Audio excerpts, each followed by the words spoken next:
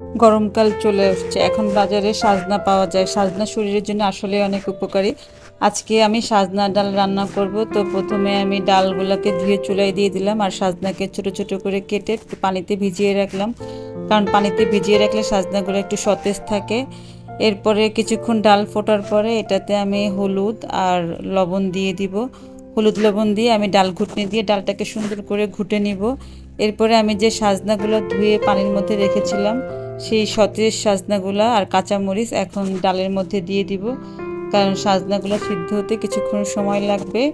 আর যেহেতু হলুদ দিয়েছে, হলুদের কাঁচা গন্ধটা যেন না থাকে। এরপরে কিছুক্ষণ জাল দেওয়ার পর পেঁয়াজ রসুন আর আমি সামান্য করে পাঁচফোড়ন দিয়ে এটা বাগার দিব। আপনারা চাইলে পাঁচফোড়ন নাও দিতে পারেন, আমি দিয়েছি। এবার পাঁচফোড়নটাকে বাদামি করে ভেজে ডালের মধ্যে দিয়ে দিব। এরপরে কিন্তু আমি আর ডাল জাল দিব না। ফোড়ন দেওয়ার পরে ডাল জাল দিলে ডালের চেহারাটা সুন্দর থাকে না, এই জন্য আমি আর ডাল জাল দেই না। খুবই মজাদার ইয়াম্মি সাজনা ডাল।